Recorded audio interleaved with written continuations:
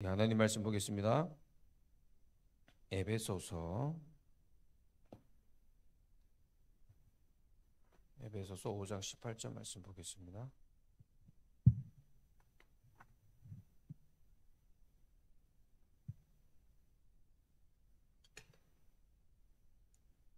에베소서 5장 18절.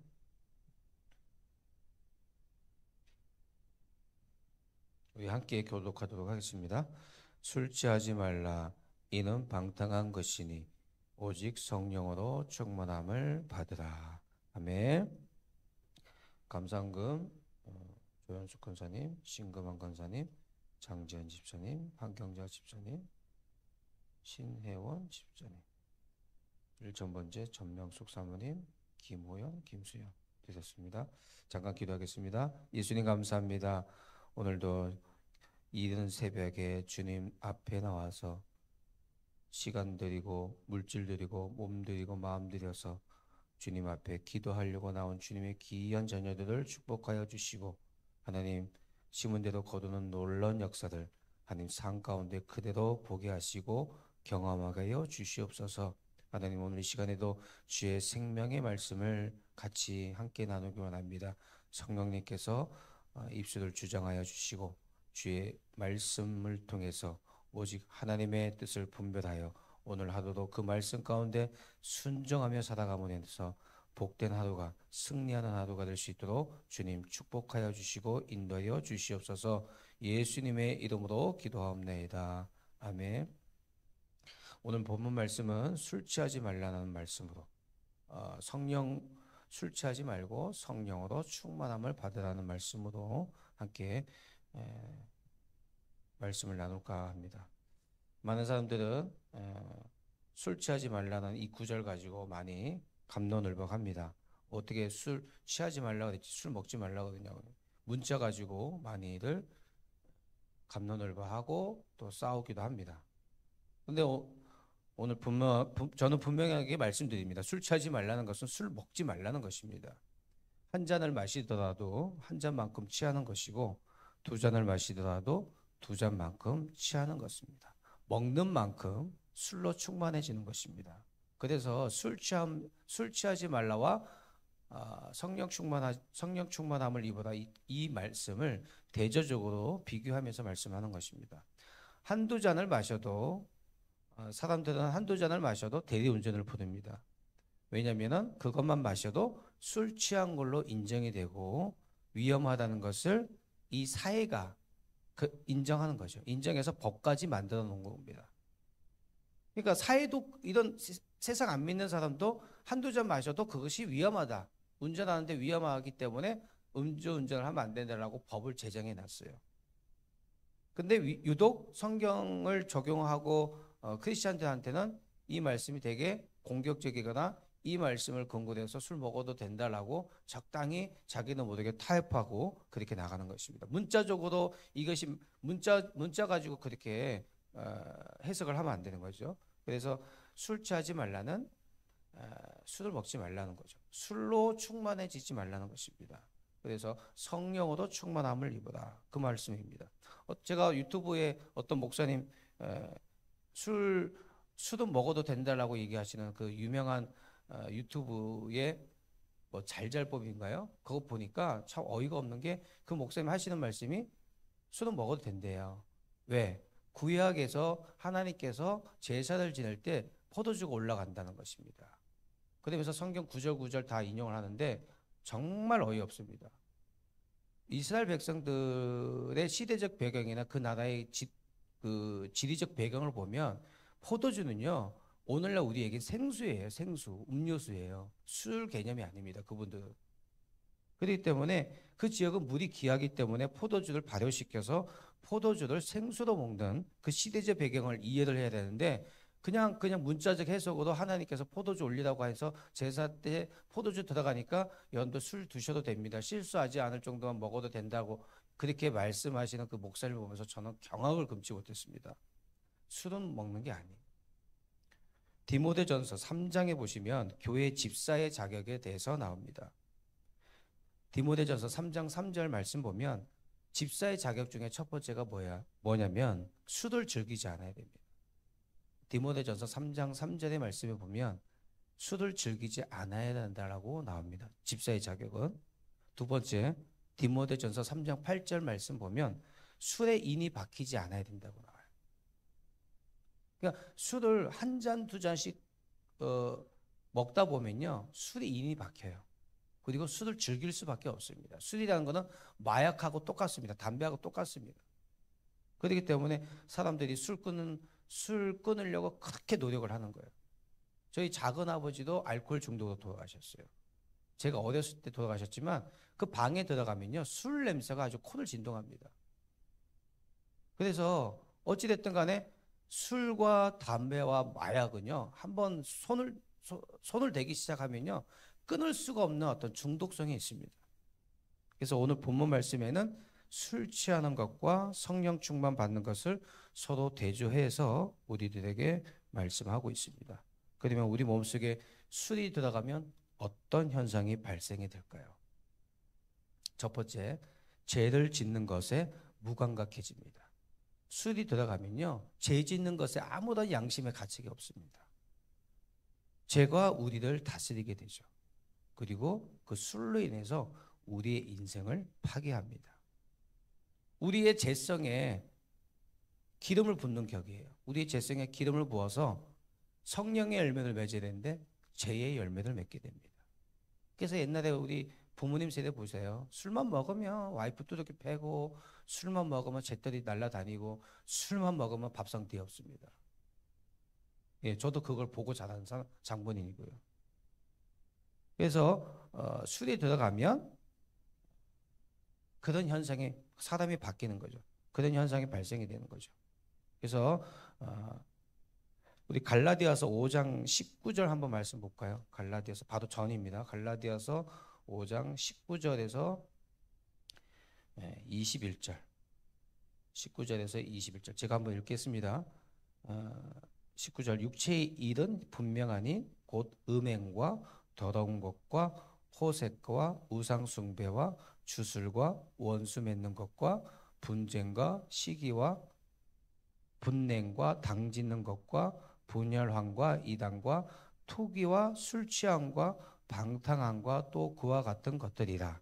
전에 너희에게 경계한 것 같이 경계하노니 이런 일을 하는 자들은 하나님의 나라를 유업으로 받지 못할 것이요. 이렇게 나옵니다. 죄의 열매를 맺게 되는데 이것을 다른 말로 육체의 일이라 합니다. 영적인 것이 아니죠. 육체의 일이에요. 육체의 일. 그 육적인 열매를 맺게 되는 거예요. 죄의 열매를 맺게 된다고 나오는 것입니다. 두 번째, 술을 먹으면 어떤 현상이 발생이 되냐? 무절제해집니다. 절제력이 떨어져요.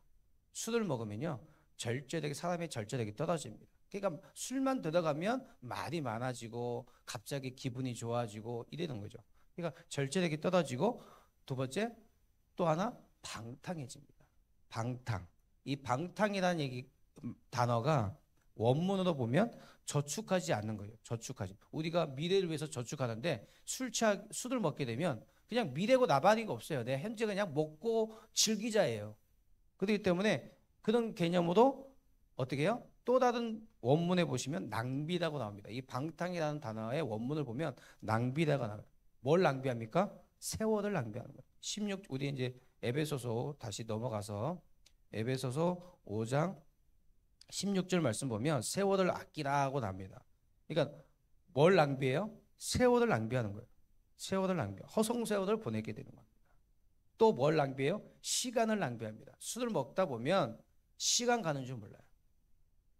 술 먹다 보면 물질도 낭비하게 됩니다. 그래서 이 낭비라는 단어가 이 원문에 보면 방탕입니다. 세 번째, 술을 먹으면 어떤 현상이 잡히느냐? 어둠에 사로잡혀서 지혜를 상실합니다. 15절 말씀 보면 그런즉 너희가 어떻게 행할지를 자세히 주의하여 지혜 없는 자 같이 하지 말고 오직 지혜 있는 자 같이 하여라고 합니다. 어둠에 사로잡혀서 지혜를 상실합니다. 두 번째, 하나님의 뜻을 이해하지 못해요. 17절 말씀 보면 그러므로 어리석은 자가 되지 말고 오직 주의 뜻이 무엇인가 이해하라고 나옵니다. 그러니까 하나님의 뜻을 정확하게 분별하지 못합니다. 그래서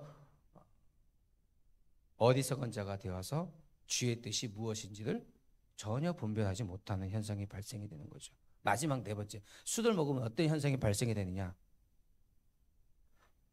하나님의 나라를 유업으로 받지 못합니다. 갈라디아서 5장 21절 우리 금방 말씀 읽었잖아요. 거기도 나오고 고린도전서 6장 10절 말씀. 이 두 구절을 보면요. 결국은 뭐예요?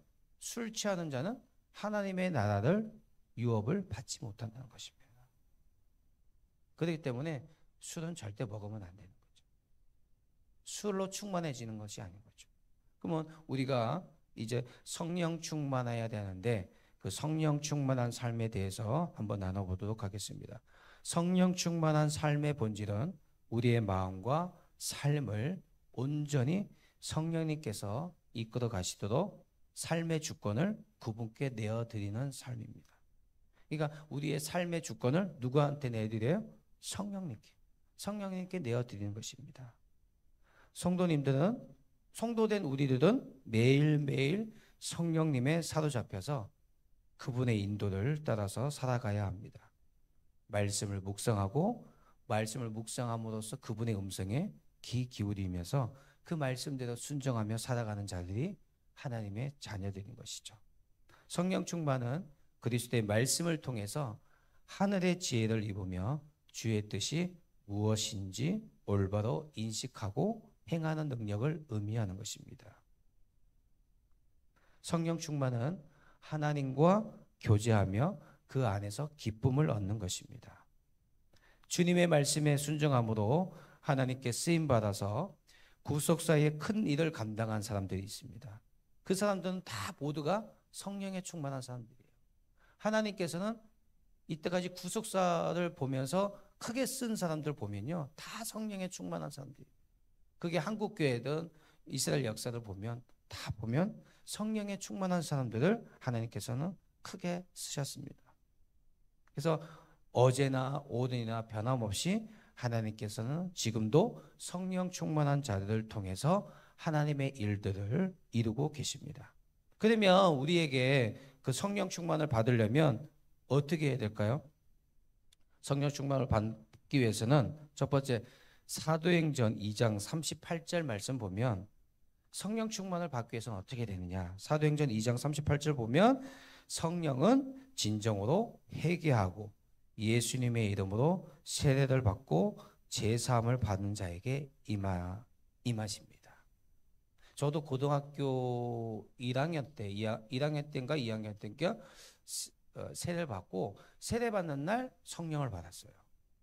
막 몸이 불덩이처럼 막 뜨거워지고 막 나도 절제가 안 되면서 막 소리 내면서 막 요 앞에서 무릎 꿇고 이제 그 세례 받으려고 요 앞에서 무릎 꿇고 있었는데 막 회개했어요. 내가 지은 죄를 회개하고 날 위해서 십자가 지신 예수님의 그 십자가의 그 피를 생각하면서 막 회개했어요. 회개하니까 그냥 성령의 불이 저에게 막 임하는데 그냥 막 펑펑 울었어요. 막 그 절제가 안 되니까 앞에서 막 펑펑 울었습니다. 그래서 우리는 성령 세례를 받으면서 아, 성령님이 나에게 임하셨구나 하는 것을 느끼게 됩니다. 어떻게 했을 때요? 회개하고 예수님의 이름으로 세례를 받고 제사함을 받았을 때예요. 두 번째, 성령의 충만을 받으려면 누가복음 11장 13절 말씀 보면 간절히 구하는 자에게 성령이 임하십니다. 구하지 않는 자에게 성령 충만이 임하진 않죠. 그래서 성령님께서 우리에게 간절히 구하는 자, 성령의 충만함을 간절히 구하는 자에게 성령님께서 친히 임하십니다. 매일매일 하나님의 말씀에 순종하면서 살아가는 자녀들에게 그리스도께서는 개인적으로 자신을 나타내시는데 어떻게 나타내실까요? 바로 성령님을 통해서 자신을 나타내셔요. 그래서 우리는 하나님의 말씀에 순종하면서 살아갈 때에 그리스도가 성령을 통해서 우리에게 말씀하시고 또한 깨닫게 하시고 또 삶에 적용하는 것들을 우리는 삶 속에서 그대로 느낄 수가 있습니다. 어제 우리는 그 심령이 가난한 자에 대해서 배웠어요. 심령이 가난하다는 것은 내 영이 세상 것으로 채우지 않는다는 것입니다. 세상 것이 뭐예요?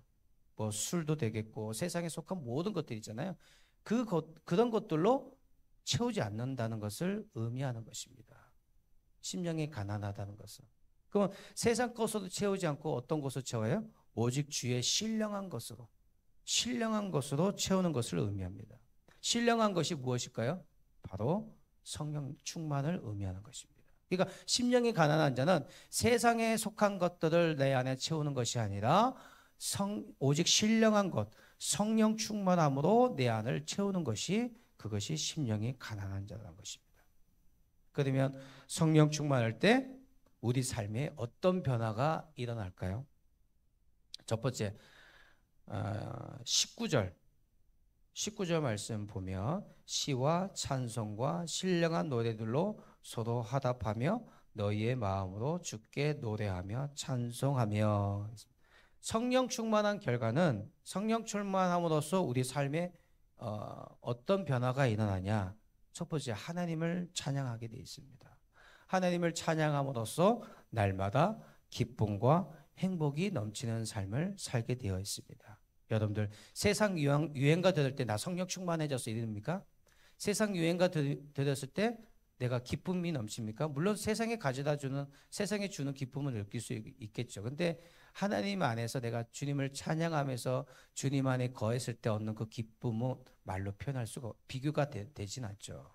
여러분들 세상 유행가 듣잖아요. 그럼 예배 시간에도 그 세상 유행가가 내 머릿속에서 맴돌게 돼 있어요. 세상 유행가 들으면서 은혜 받지는 않잖아요. 세상 유행가 들으면서 제가 성령 충만합니다라고 하진 않잖아요.